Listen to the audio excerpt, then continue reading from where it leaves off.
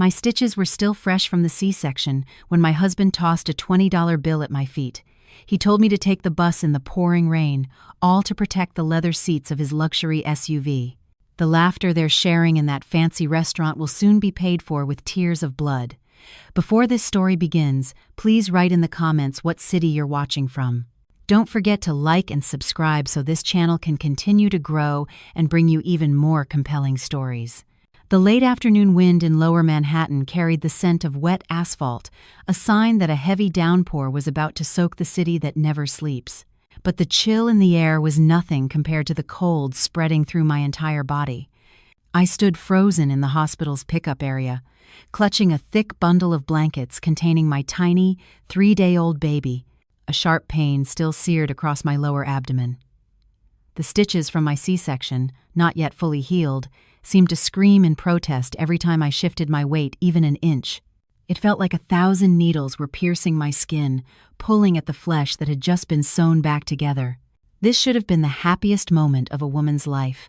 Going home with her newborn child, welcomed by her husband's warm embrace and the smiling faces of family. But my reality was the exact opposite. I stood alone, accompanied only by a large duffel bag full of dirty clothes at my feet.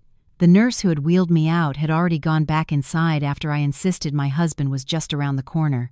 I didn't want them to see how pathetic my life was. I didn't want to see the pity in their eyes when they realized not a single family member had been with me during the life-threatening delivery. My eyes lit up for a moment when I saw a gleaming black Cadillac Escalade turn into the driveway. It was my husband's car, the one he'd bought 6 months ago, claiming it was necessary to uphold his image as the CEO of his tech startup. My heart eased a little. At least he came. At least he remembered that our son and I were being discharged today. I tried to smile, bracing against the pain in my stomach, ready to greet him.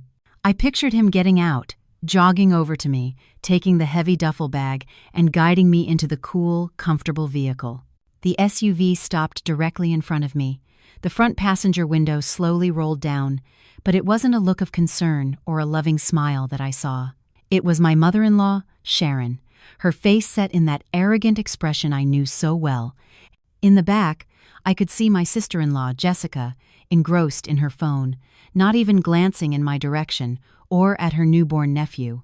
And in the driver's seat, my husband, Ethan, stared at me with a flat expression as if I were a stranger holding up traffic. Ethan didn't get out of the car. He didn't even turn off the engine. The quiet purr of the luxury vehicle was a stark contrast to my own heart, which was beginning to pound with a sense of dread. "Ethan," I called out softly, trying to take a step closer. "Thank goodness you're here. My legs are trembling, and my stitches really hurt." Ethan glanced at me from behind his designer sunglasses, then his eyes flickered to the pristine, beige leather interior of his car. He clicked his tongue, a gesture he always made when he was annoyed. "You expect to get in here wearing those shabby clothes?" he asked curtly, without unlocking the doors. I was stunned. I looked down at my simple but clean cotton dress. "Ethan, this is a clean dress. It's all I brought. Please just open the door. The baby will get cold," I pleaded, my voice weak. The baby in my arms began to squirm, perhaps sensing my tension. Suddenly, my mother-in-law's sharp voice cut through the air from the front seat, making a few people in the lobby turn to look at us. "Honestly, Olivia, do you have a brain in your head? Look at this car. Ethan just had it detailed. It cost hundreds of dollars to get it this pristine. You just gave birth. You probably smell like antiseptic and blood. Not to mention if that baby spits up or has a diaper leak, it would ruin these expensive leather seats." I gaped at her. "But Sharon, this is your grandson. This is Ethan's son. Are you saying we can't even ride in his own father's car?" "Oh, spare us the drama," my sister-in-law chimed in from the back, cracking her window open slightly. "We're on our way to a celebratory dinner. Ethan just closed a huge deal. We're all dressed up and smell nice. If you get in, you'll make the whole car smell musty. It's just gross."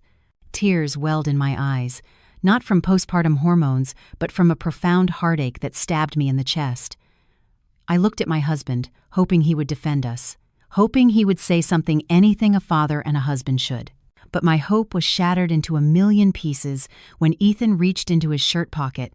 He pulled out a crumpled $20 bill and tossed it out the window. It fluttered in the wind for a moment before landing in a puddle of dirty rainwater near my feet. "There, take it," my husband said coldly. "Just take the MTA bus home. The bus stop is just a short walk from here. That's more than enough for the fare. You'll even have change for a slice of pizza if you're hungry." Axplay.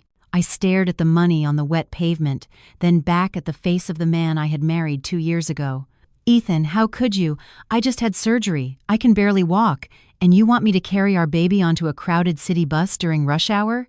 Stop being so spoiled," my mother-in-law snapped. Women in the old days were back in the fields the day after giving birth. They didn't whine and complain like you. You're just a freeloader living off my son, constantly causing problems.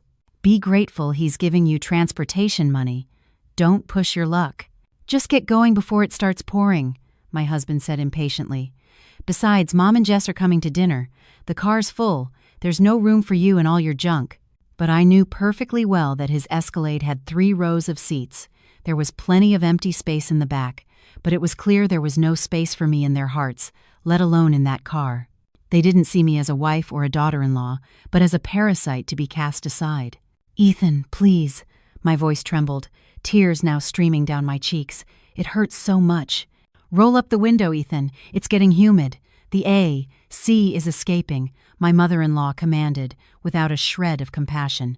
Without hesitation, my husband pressed the power window button. The tinted glass rose slowly, separating my gray, desolate world from their comfortable, luxurious one. A moment later, the SUV pulled away, leaving me standing there, motionless. Its tires drove through the puddle, splashing grimy water onto the hem of my dress. All I could do was stare at the taillights as they disappeared into the distance, carrying away the father of the child I held in my arms. As if on cue, the sky began to weep for my fate.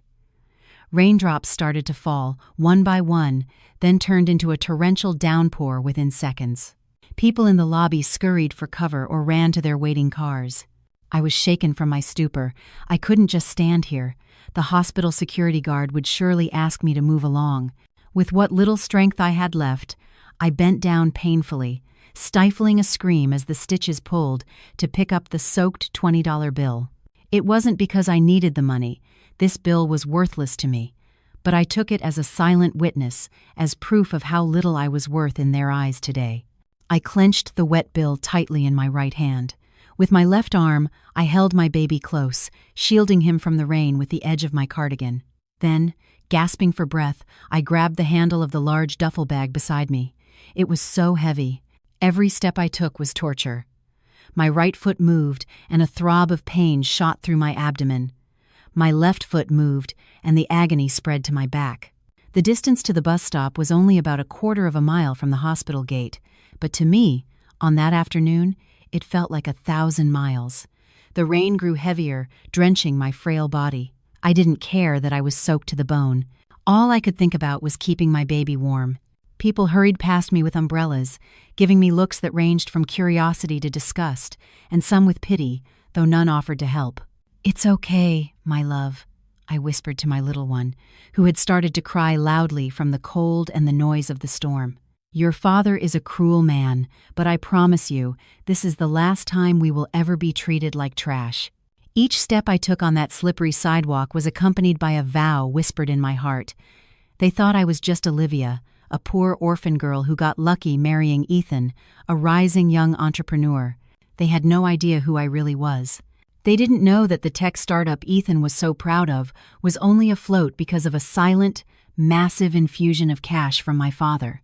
They didn't know that the Escalade they were riding in, the luxury apartment they lived in, and the lavish lifestyle they flaunted were all thanks to the connections I provided. I had kept silent all this time. I had hidden my identity as the sole daughter of the owner of Davenport Holdings, one of the largest real estate and mining conglomerates in the country, all because I wanted to be loved for who I was. I wanted Ethan to love me as Olivia, not as the heiress to a multi-billion-dollar fortune. But today, under the cruel torrent of a New York City storm, my eyes were wide open. That sincerity never existed. There was only greed and arrogance. I dragged my feet up the stairs of the pedestrian overpass toward the bus stop. My breath came in ragged gasps, and my vision started to blur. I could feel postpartum bleeding increasing from the physical exertion, but I didn't stop. I wouldn't collapse here. I would survive. I would get home. And after that, I would make them pay for every single raindrop that touched my son's face this afternoon. The crosstown bus was packed shoulder to shoulder. The smell of sweat, cheap perfume, and damp clothing filled the air, chilled by the blasting central AC.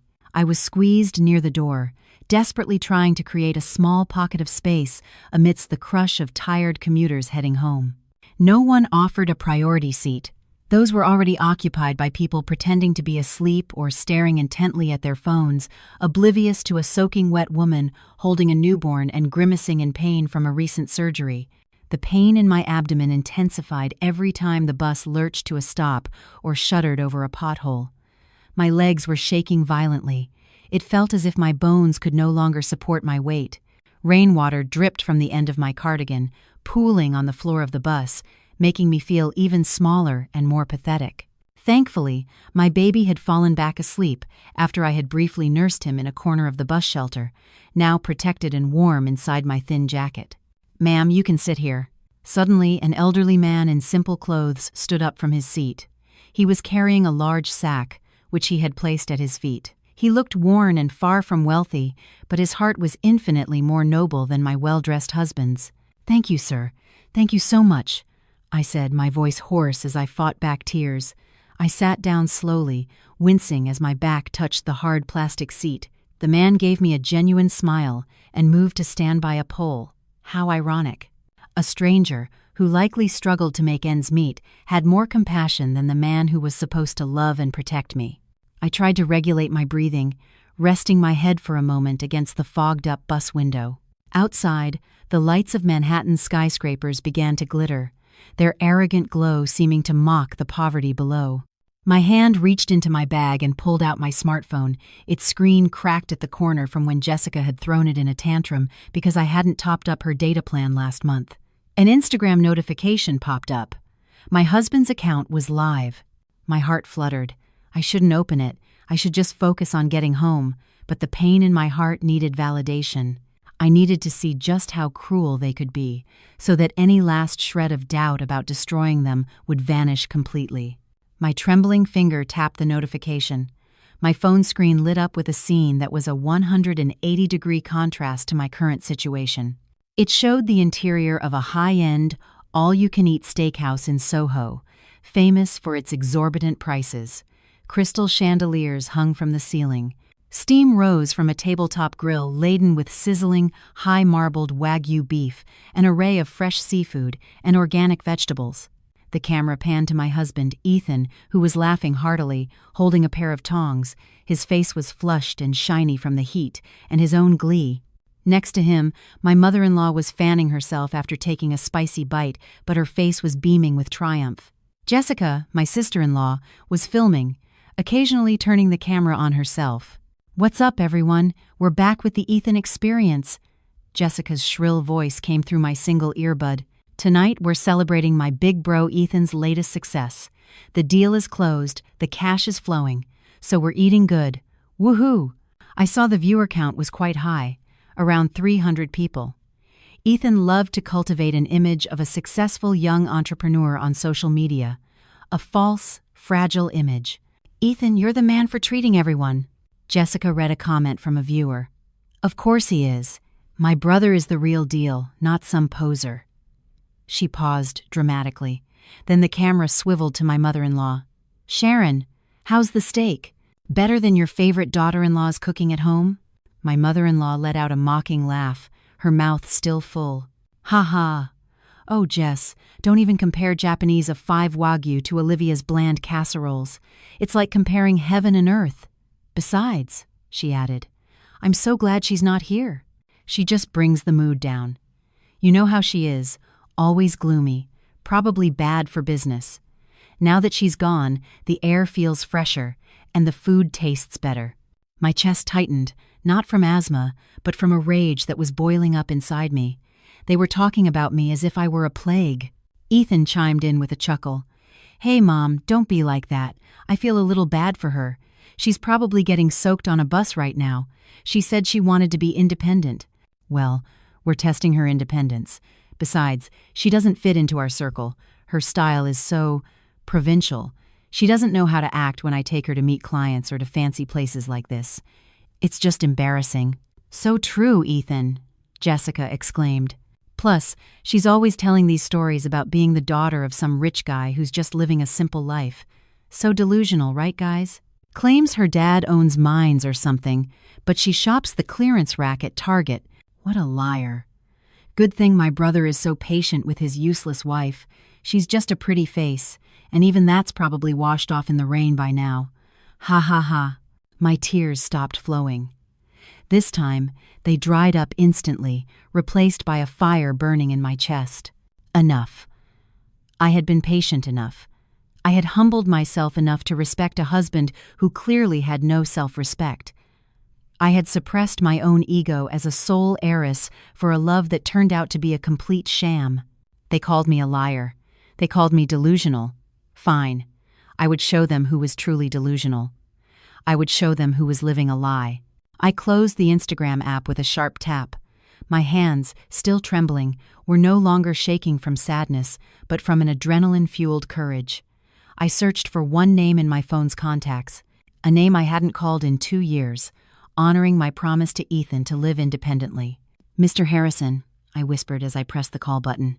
It only rang twice before a deep, authoritative voice answered. Miss Olivia, my goodness, you finally called. Your father and mother have been worried sick, especially knowing you just gave birth. How are you, ma'am? Where are you? I can have a car pick you up immediately. I took a deep breath, fighting back a sob so my voice would sound firm. Mr. Harrison, don't send a car just yet.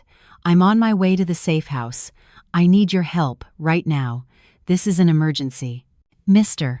Harrison's tone instantly shifted, becoming sharp and serious.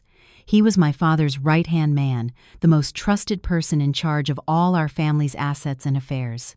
Tell me what to do, Miss Olivia. Who has troubled you? I looked at my own pale reflection in the bus window. Freeze everything, Harrison, I ordered coldly. Freeze every asset my father provided for Ethan and his company under my name.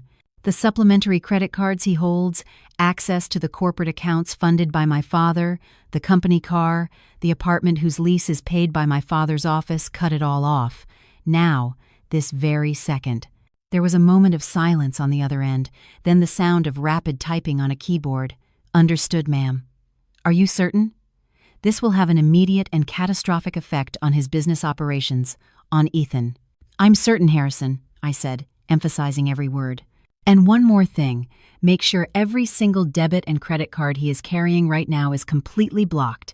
Flag them as lost or stolen so they can't be manually approved by the merchant. I want him to experience a humiliation he will never forget for the rest of his life. Consider it done, ma'am. Within 2 minutes, all financial access for Ethan Williams linked to Davenport Holdings will be completely paralyzed. Anything else? That's all for now. Thank you. I'll call again when I've arrived. I ended the call.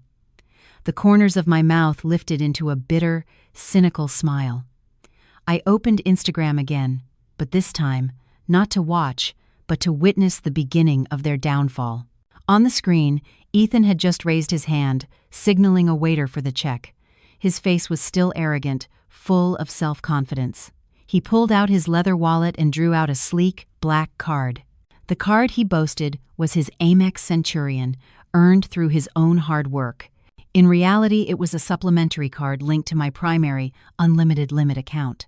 All right, everyone, time to pay up, Ethan said to the camera with a smug grin. Eat as much as you want, don't even look at the prices. Jessica cheered.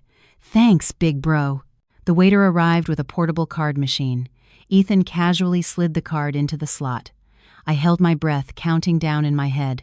3, 2, 1. On the live feed, the waiter's expression changed to one of confusion. He tried swiping the card again, then one more time. Ethan's smug look began to falter. What's the problem? Is your machine broken? Ethan asked, his voice rising. I'm sorry, sir. The card was declined. The waiter replied, loud enough to be heard on the live stream. What? That's impossible. Try it again. It has a multi-million-dollar limit, Ethan snapped. I let out a small, hollow laugh that was nonetheless satisfying. Enjoy your dessert, my dear husband, I thought to myself. The bus I was on continued its journey through the rain, carrying me away from a painful past and toward a future where I was the one in control. The game had just begun.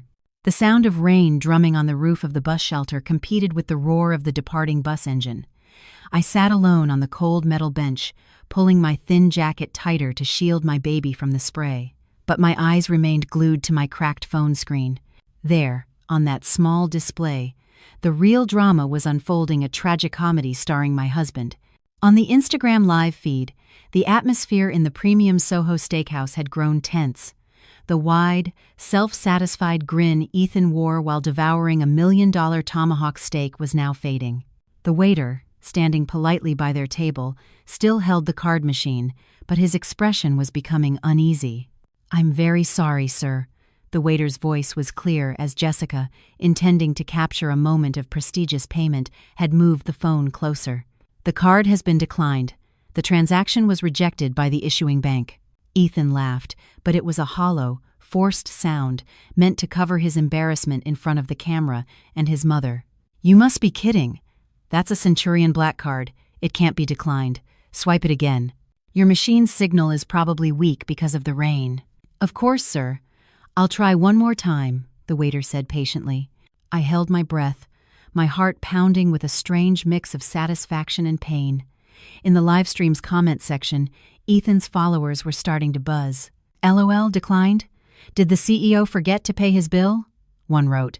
"Let's be positive, guys. Maybe the chip is just greasy from the steak," another quipped sarcastically. On screen, the waiter shook his head again. The indicator light on the machine flashed red. "It's the same, sir." "Do not honor. This card cannot be used." Ethan's face turned beet red. Veins bulged in his neck. His sky-high pride was being publicly tested. He roughly fumbled with his branded leather wallet and pulled out 2 more cards, a Platinum Amex and a Gold Visa. "Here, try one of these. One's Chase, the other's Capital One. They can't all be broken." And explains. Jessica was still filming, but her hand was starting to shake. "Ethan, what's going on? This is so embarrassing with everyone watching," she whispered frantically. "Shut up, Jessica. It has to be a system-wide bank failure," Ethan snapped. The waiter tried the second card. Declined. The third card. Declined. The mood at the table shifted from annoyance to outright panic. My mother-in-law, Sharon, who had been busy picking her teeth, now glared at him. She slammed her napkin onto the table. "Ethan, what is the meaning of this? Don't you dare embarrass me. We can't even pay for dinner? You said your deal just brought in millions." "Just be patient, Mom. This has to be a technical error," Ethan said, beads of sweat forming on his slick forehead. He stared at the card machine as if it were a monster about to devour him whole. "Ma'am, call your manager. All of your machines are garbage. I want to pay with my money." "Why are you making it so difficult?" The restaurant manager, a middle-aged man in a sharp suit, approached their table. I recognized the restaurant. It was one of my father's favorites for hosting international business partners. Their service standards were impeccable, and they wouldn't tolerate a scene that disturbed other guests. "Good evening, sir. Is there a problem I can help you with?" the manager asked, his tone calm but firm. "Your machines are broken," Ethan accused, his voice rising and causing diners at nearby tables to turn and look. "I've tried 3 different cards, and they were all declined. My balance is high enough to buy this entire restaurant." The manager offered a thin, polite, but deadly smile. "My apologies, sir, but we just processed transactions for tables 12 and 8 with this very machine, and both went through smoothly. If the machine reads declined or call issuer, the issue lies with your card's issuing bank, not our equipment." Ethan was speechless. Checkmate. Jessica quickly ended the live stream. My phone screen went dark, but I didn't need visuals anymore. I could imagine the rest with perfect clarity, as if I were sitting in the empty chair beside them. I quickly opened my banking app and checked the status of the supplementary cards Ethan held. All of them were flagged in red, blocked by cardholder. I smiled, but the show wasn't over. I knew Ethan rarely carried much cash. He considered it old-fashioned and dirty. Their bill for Wagyu, truffles, and expensive wine had to be at least $5,000 or $6,000. A few minutes later, my phone buzzed. It was a message from Mr. Harrison. He had sent a photo. Apparently, Mr. Harrison had eyes and ears everywhere, or perhaps he had simply hacked the restaurant's security cameras. I didn't care how. The photo showed Ethan arguing with the manager, his face pale and desperate. The next photo showed him taking off the Rolex Submariner he was always flaunting and handing it to the manager. Then a text from Mr. Harrison came through. Your husband attempted to use his watch as collateral, as all his debit and credit cards are non-functional. The restaurant manager refused. I frowned. Why refuse?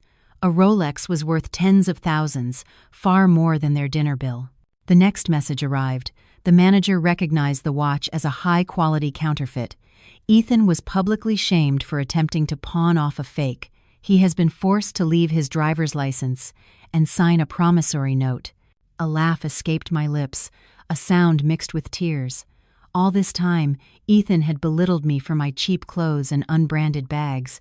He always flaunted that watch as a symbol of his success. This is an investment, Liv. You can judge a man's success by his watch, he used to say. It turned out he had been lying to me and everyone else. The watch he bought with the monthly allowance I gave him, the one he claimed was worth as much as a car, was just a fake. The rest of the money must have gone to his lavish spending, or perhaps to another woman. On the bus, now moving again, I held my son tighter. See, my love, your father is reaping what he sowed. His shame wasn't from having no money, but from having his mask of wealth ripped off in public. The image of Ethan begging, of Sharon hiding her face with her handbag, and of Jessica pretending not to know her own brother danced in my head. The rain outside intensified, as if nature itself was washing away the family's facade of lies. But this was only the beginning. Deactivated credit cards were just a small pinch. The real storm awaited them on their drive home. I leaned my head against the vibrating bus window. The post-op pain in my abdomen was still excruciating, but the pain in my heart was slowly starting to heal. Not with medicine, but by watching justice begin to unfold, justice served by my own hand. I closed my eyes for a moment, imagining their journey home, which was about to become a living hell. The atmosphere inside the Cadillac Escalade would be anything but comfortable, despite its plush leather seats and perfect climate control. Through the vehicle tracking app connected to the Davenport family's security system, a feature my father secretly had installed in every vehicle he purchased, including the one Ethan used, I could listen to a real-time audio feed of the car's interior. It was a security feature meant for kidnapping scenarios, but tonight, it was my personal tool for listening to my husband's world crumble. The sound of heavy rain and distant thunder was muffled by the luxury car's soundproofing, but the noise inside was far louder and more terrifying. How could you, Ethan? Sharon's voice was a high-pitched shriek, shattering the tense silence. I have never been so embarrassed in my entire life. Do you know who was at the next table? Marge Harrison, from the charity board. What if she spreads rumors at the next gala? Oh, did you hear? Sharon's son eats like a king but can't pay his bills. It's dude nest. Yeah, Ethan, that was awful, Jessica whined. I had to delete my whole Instagram story. The engagement was amazing, too. Now my image is ruined because your credit cards are fake or something. And you got caught with a knockoff watch? Ugh, so cringe. Both of you, shut up! Ethan's roar filled the car, making the speaker on my phone crackle. There was a loud thud as he slammed his fist against the steering wheel. His breathing was heavy and ragged. You think I'm not freaking out? Huh? He screamed in frustration. I don't understand why all my cards were blocked at once. They worked this morning when I got gas. This has to be sabotage. Someone is jealous of our success. Suddenly, Ethan's phone rang. It wasn't a normal ringtone, but a specific one he used for high-priority business calls. Mr. Coleman, hello. Ethan's voice instantly became smooth and sycophantic. Good evening, sir. What a surprise to hear from you this late. Any good news about the Series B funding? I listened intently. Mr. Coleman was one of the lead investors in Ethan's startup. Of course, Mr. Coleman was also my father's business associate, who had invested on my father's orders, not because Ethan was some business prodigy. Mr. Coleman's voice was faint, but his tone was cold and decisive. "Evening, Ethan. I'm calling to inform you that we are withdrawing our entire investment commitment, effective immediately. The official notice is already in your email." "What?" Ethan's voice cracked. But why, sir? The project is underway. We need that funding for next month's payroll. If you pull out, we'll collapse." "That is no longer my concern. A recent internal audit revealed your company carries an unacceptably high level of risk. Furthermore, the recommendation from your primary guarantor, Mr. Epsi Davenport, has been rescinded. Good night." The line went dead. Hello, Mr. Coleman?" Ethan yelled into his silent phone. "What was that, Ethan? Why did the investor pull out?" Sharon asked frantically. "What about the money for my mortgage payment?" Before Ethan could answer, his phone rang again. This time, it was from his office number. "What now?" he barked into the phone. "Mr. Williams, it's a disaster." His secretary's hysterical voice was so loud I could hear it clearly. "The office is being raided by the IRS and the leasing agency. They're seizing the computers and servers. They say there's evidence of tax evasion and 6 months of unpaid rent on the building. Where are you? They're asking for you. They brought the police, sir." I heard the screech of tires on wet asphalt as Ethan slammed on the brakes. Jessica and Sharon screamed as they were thrown forward. "Ethan, are you trying to kill us?" Sharon shrieked. But Ethan didn't care. His breathing sounded like he was being strangled. "What did you say? The IRS? The lease? Stay right there. Don't let them take anything. Tell them I'm the CEO. I'll take responsibility." "They said you're not the CEO anymore, sir," his secretary sobbed. "You were removed by the majority shareholder 10 minutes ago. Your email access has been revoked. You have no authority here anymore." The phone clattered as it fell from Ethan's hand. I could hear it hit the center console. Silence. There was only the sound of the relentless rain against the windshield, and Ethan's choked, gasping breaths, as if the oxygen inside the spacious Escalade had suddenly run out. "This can't be happening," Ethan muttered, his voice trembling violently. "This is a nightmare. It's impossible for everything to fall apart in one night." "Ethan, say something. What is going on?" Sharon shook her son's shoulder. "What does she mean, you're not the CEO anymore? What's going to happen to us? You haven't even sent me my monthly allowance yet."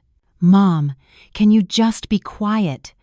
Ethan exploded again, his voice hoarse with unshed tears. "We're bankrupt, Mom, bankrupt. The investors are gone. The office is seized. I'm fired. Everything is gone. We have nothing." "Bankrupt?" Jessica shrieked. "What about my trip to Aspen next week? I already promised my friends." "Are you kidding me, Ethan? I can't cancel. That would be so humiliating." "You're worried about a vacation?" Ethan laughed, a hysterical sound of someone who had lost their mind. "We don't even know what we're going to eat tomorrow, Jess. The credit cards are dead. The bank accounts are probably frozen. This car is leased in the company's name. They'll be coming to take it back any minute now." I closed my eyes, savoring this symphony of destruction. How fragile their lives were. They had built their castle on sand, relying on money and power that wasn't theirs, all while trampling on the very person who provided it all. Suddenly, Ethan mumbled to himself, like someone waking from a trance. "Wait." Mr. Coleman said the primary guarantor's recommendation was rescinded. The guarantor was Mr. Davenport. A beat of silence. Ethan's brain, dulled by years of arrogance, was finally starting to connect the dots. "Davenport," he whispered. "Davenport Holdings. Olivia. Actually, Prost." "What are you talking about, Ethan?" Sharon asked, confused. "What does that poor orphan Olivia have to do with the billionaire Davenport? It's just a coincidence. It's a common name." "It can't be a coincidence, Mom." Ethan's voice rose again, this time filled with sheer terror. "All this time, I've been landing easy projects. Permits were always approved. Funding always came through. I thought it was because I was brilliant. But every time there was a problem, Olivia would just say, 'I'll pray for you.' And the next day, the problem would be solved. Her full name. It's Olivia Davenport on her ID, but I never cared because the name seemed so plain." "You mean—" Jessica's voice trembled. "Our Olivia is part of the Davenport family?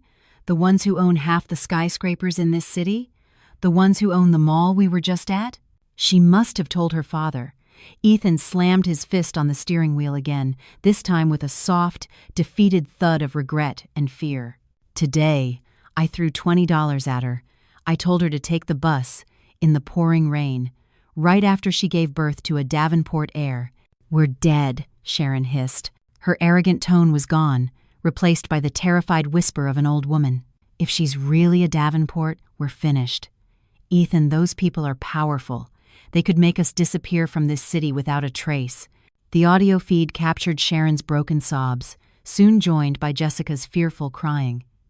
Ethan was silent, but I could picture his ashen face as he stared out at the wet streets of New York. He had just realized he'd thrown away the gold mine that had been sleeping next to him. He had just woken a sleeping tiger. I turned off the tracking app. That was enough.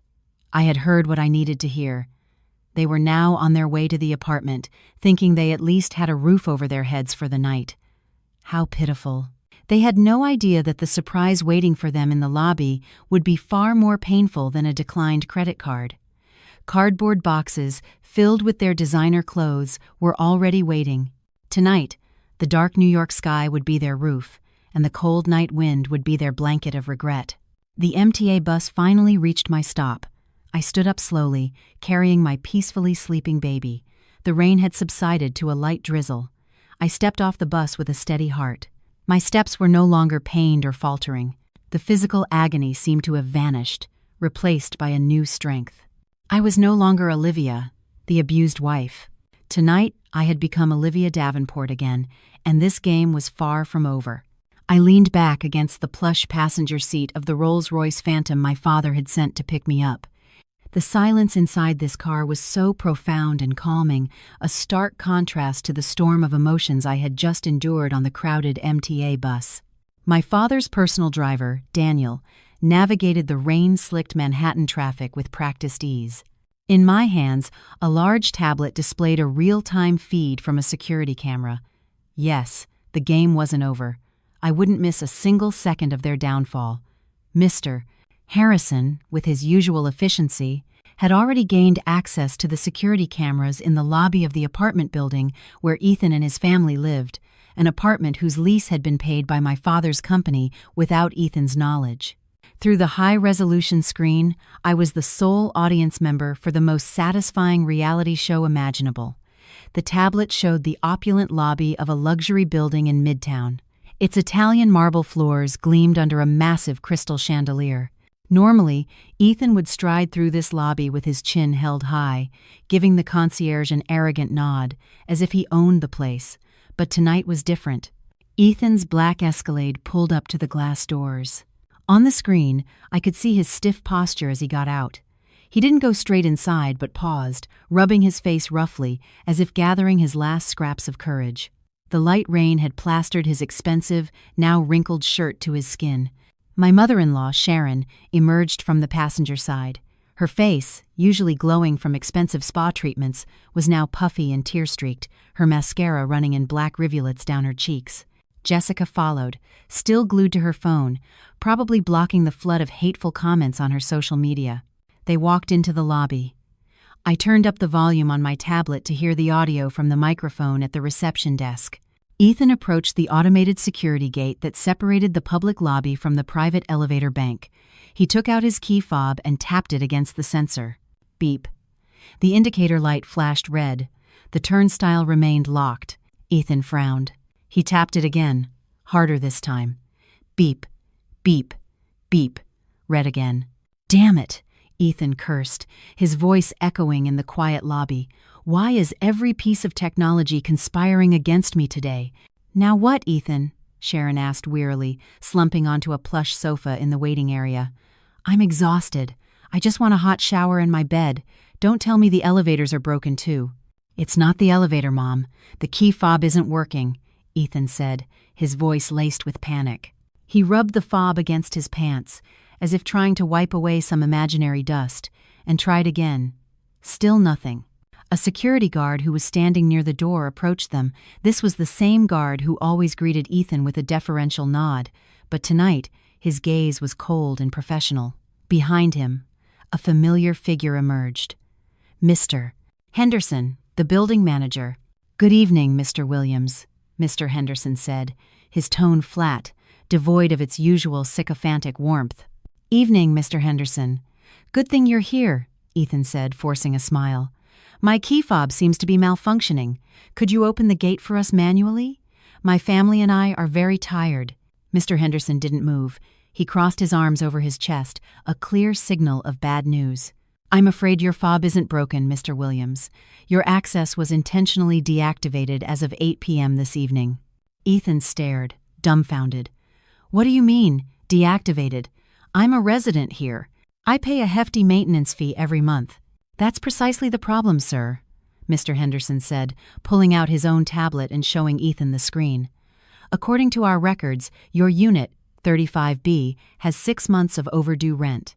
A guarantor has been covering the late fees, which is why we haven't taken action. However, this afternoon, we received official notice from that guarantor, Davenport Properties Incorporated, that they are rescinding all guarantees and terminating the lease agreement under the name of Ethan Williams." My heart skipped a beat hearing my father's company name spoken aloud. I could see the color drain from Ethan's face. His legs looked unsteady. "Wait, hold on," Ethan stammered. 6 months? But the rent is always auto-transferred from my wife's account. My wife handles all of that. "I'm not privy to your domestic arrangements, sir. All I know is that the funds were not received, and the guarantor has terminated the contract. As per management policy, when a primary guarantor withdraws due to a breach of contract, the unit must be vacated immediately." "Vacated?" Sharon shrieked, jumping up from the sofa, her eyes wide with disbelief. "What do you mean? You're kicking us out? In the middle of the night? Do you have any idea who my son is? He's a CEO, a wealthy man. You can't do this." Mr. Henderson looked at Sharon with a condescending pity. "Ma'am, your son's CEO status is irrelevant when the rent isn't paid. And I'm sorry to say, the vacating procedure has already been completed." Mr. Henderson gestured toward a dimly lit corner of the lobby near the emergency exit. Piled there were about 10 cardboard boxes. Worn brown boxes stamped with the logos of instant noodle brands and bottled water, starkly out of place against the 5-star luxury of the lobby. The rain hadn't stopped by the time I arrived at my parents' estate on the Upper East Side. The mansion stood majestically on a full city block, its ornate, 10-foot-high wrought iron gates separating our world from the chaos of New York City. White marble columns supported a grand portico, and a sprawling, manicured lawn featured a large fountain at its center.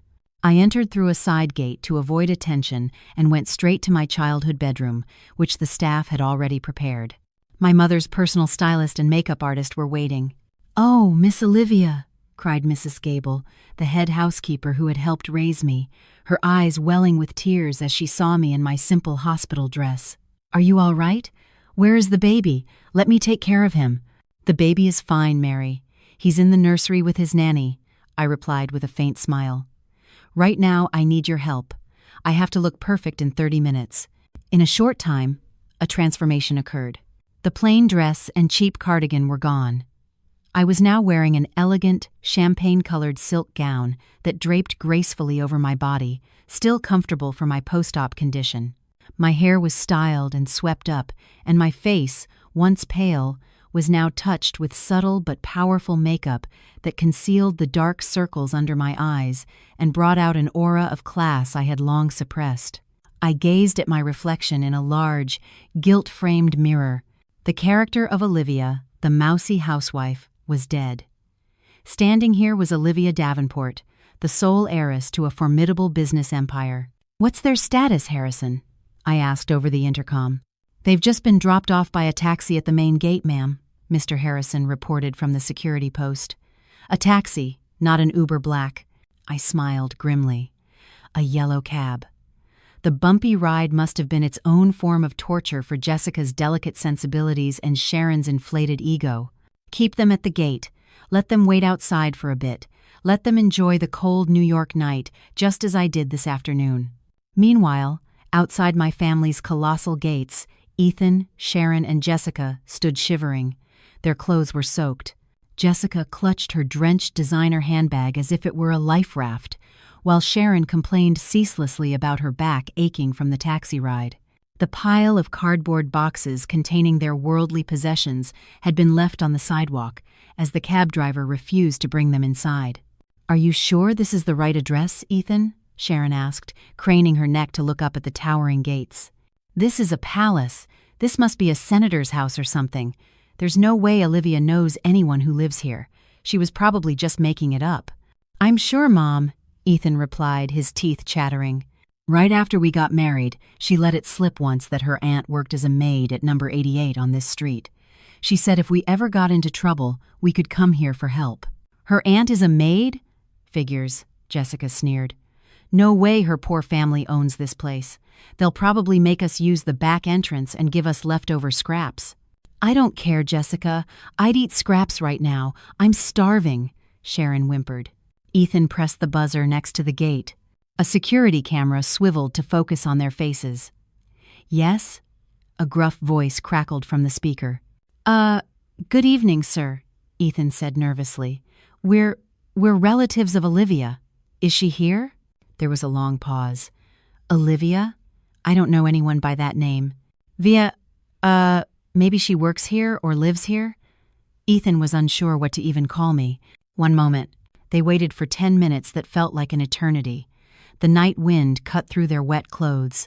They stood like beggars before a king's castle, a perfect mirror of how they had treated me at the bus stop. Only this time, they had no dignity left. Suddenly, the massive iron gates began to slide open with a quiet, hydraulic hum. "They're opening," Jessica cried hopefully. "They're letting us in. Thank God I can't feel my feet." They started to step forward, expecting a butler with warm towels. But their hopes were dashed as the brilliant headlights of a car blinded them from within the estate. A magnificent, pearl-white luxury car was gliding out toward the gate. Not just any car, it was a Rolls-Royce Phantom, the ultimate symbol of wealth, something Ethan couldn't even dream of owning. Ethan, Sharon, and Jessica stepped back instinctively. They assumed the owner of the house was leaving. Ethan, that must be the owner," Sharon whispered excitedly, trying to fix her matted hair. "Let's flag them down, ask for help. Maybe they'll take pity on us." "Don't embarrass us, Mom," Ethan hissed. But it was too late. The car stopped directly in front of them. The tinted rear window slid down silently. All three of them held their breath, preparing to put on their most pitiful expressions. Sharon was even ready to kneel. The window opened completely. Seated inside was a young woman in an elegant gown, her face illuminated by the car's soft interior lighting, her gaze cold and piercing. In her lap, a tiny baby slept peacefully, wrapped in a silk blanket. Ethan's mouth fell open, but no sound came out. His eyes bulged as if they were about to pop from their sockets. Jessica covered her mouth with both hands, stifling a scream. Sharon staggered backward, bumping into a gatepost, her face as white as a ghost. The woman in the luxury car turned her head slowly toward them. The corners of her lips curled into a terrifying, cynical smile. "Olivia," Ethan hissed, his voice barely a whisper, lost in the sound of the rain. I looked down at my husband, my ex-husband, from my elevated position, scanning his wet, dirty shirt, his mud-splattered pants, and his face etched with utter despair. "Good evening, Ethan," I greeted him, my voice soft but as sharp as a razor. "What are you doing in front of my house so late at night? Weren't you busy enjoying a steak dinner?" Your house?" Sharon stammered. Her legs gave out, and the next moment, the perpetually arrogant woman collapsed onto the wet asphalt. She didn't faint. She was simply too shocked to stand. "Yes, Sharon. My parents' house. The house I grew up in before I made the biggest mistake of my life, marrying your son," I replied calmly. "Olivia, honey." Ethan tried to approach the car, his hand trembling as he reached for the door. "This is all a misunderstanding. I can explain. I didn't know. Please forgive me, Liv." Daniel, my driver, gave a short, sharp honk of the horn, making Ethan jump back. "Don't touch my car with your filthy hands, Ethan," I said coldly.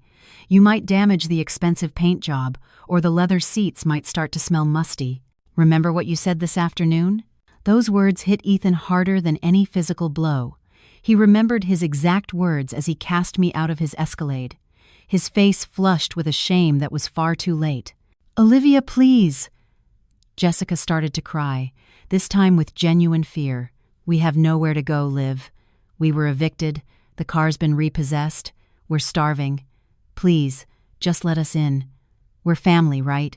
"Family?" I laughed softly. What kind of family leaves their newborn nephew out in the rain at a bus stop? What kind of family mocks their sister-in-law on social media? I looked at Daniel. "Drive, Daniel. The air out here is starting to smell like garbage." "Yes, ma'am." The window began to rise. "Wait, Olivia, don't leave us! Olivia!" Ethan screamed hysterically, trying to chase the car as it started to move. He ran a few steps, then slipped on the slick pavement and fell face first onto the asphalt. I didn't look back. Through the now-closed window, I saw their 3 diminishing figures in the side view mirror, 3 wet, cold, broken people in front of a palace whose gates were now closed to them forever. Tonight, I would sleep in my warm, comfortable bed. As for them, let them learn that karma never misses an address. I didn't make them wait outside like beggars for long, not out of pity, but because there was one final act to be played out before my father. On my command via the intercom, security opened a small side gate, not the grand main entrance, and ushered Ethan, Sharon, and Jessica into the estate grounds. I was waiting in the main drawing room. This room was the heart of the Davenport mansion's opulence. The 20-foot-high ceiling was adorned with a classical European fresco. A half-ton Swarovski crystal chandelier hung in the center, casting a golden glow across the room. The Carrara marble floor was cool and majestic beneath our feet. I sat on a velvet maroon armchair, my legs crossed elegantly, holding a steaming cup of chamomile tea. Beside me stood my father, Mr. Davenport, the man Ethan had only known as a distant business associate and a mysterious guarantor.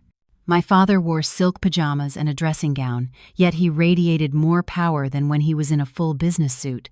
The drawing room doors opened. 3 soaked, shivering, and filthy figures entered hesitantly. They looked minuscule in the magnificent room.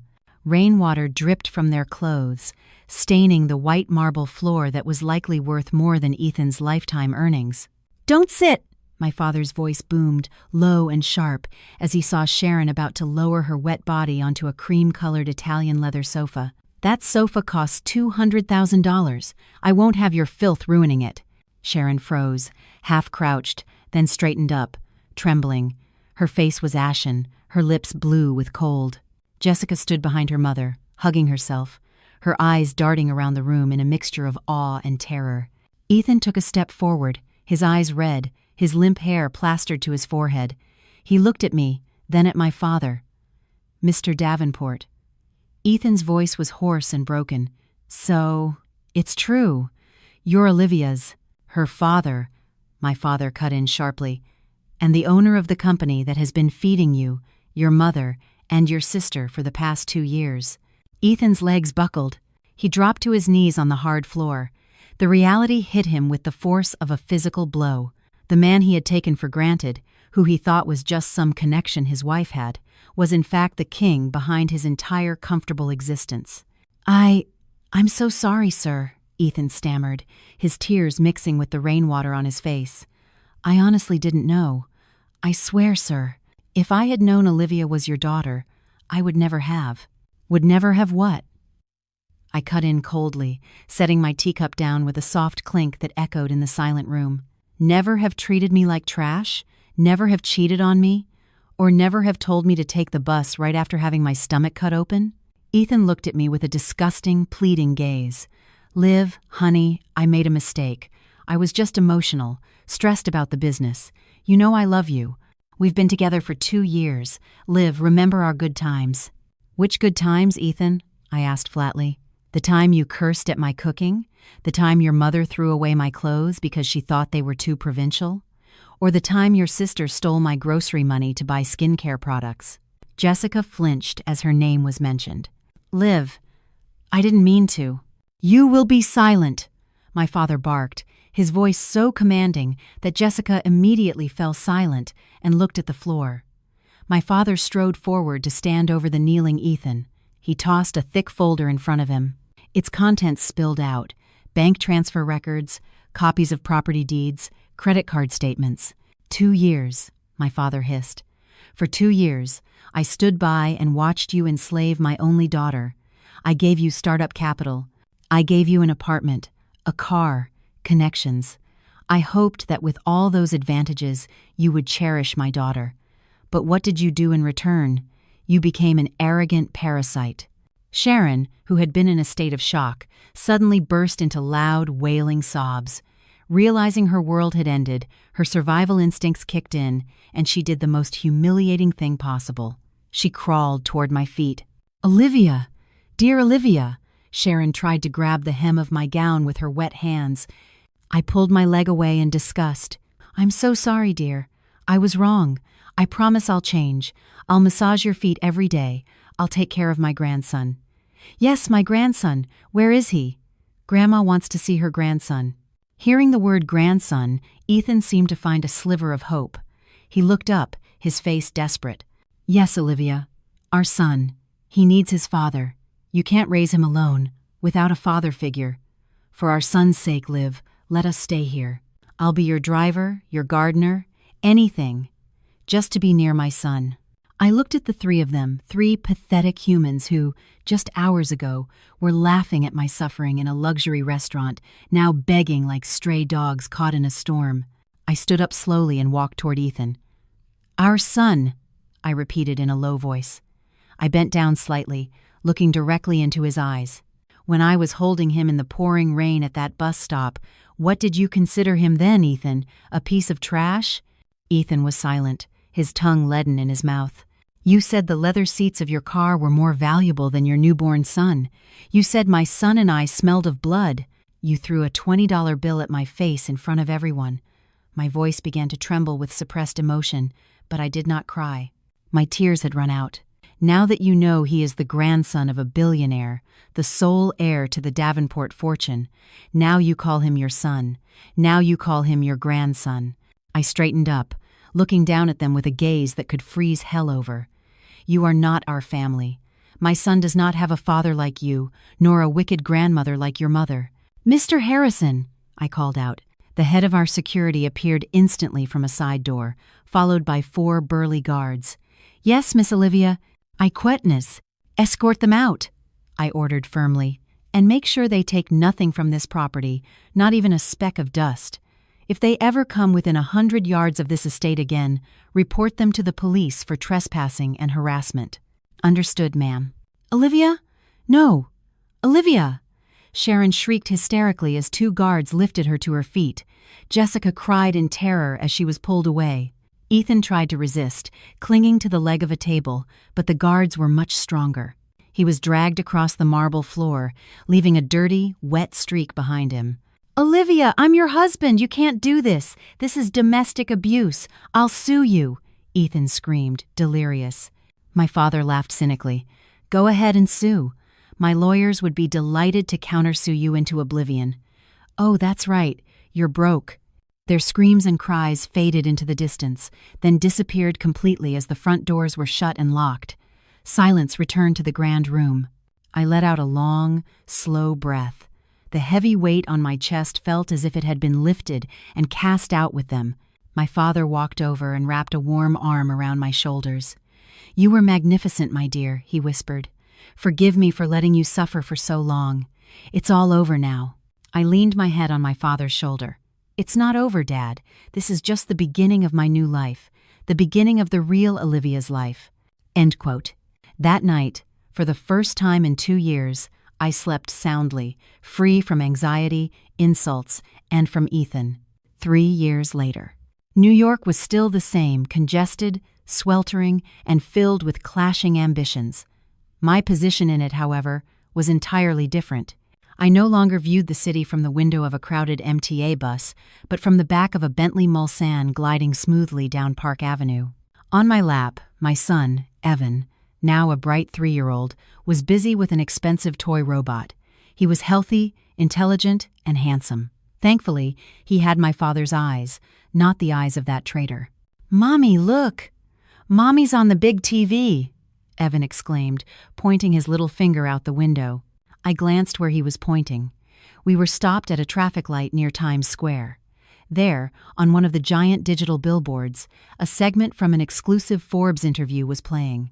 My face was plastered across the screen, smiling confidently under the headline, Olivia Davenport, Woman of the Year, from the ashes to the apex of Asian American real estate.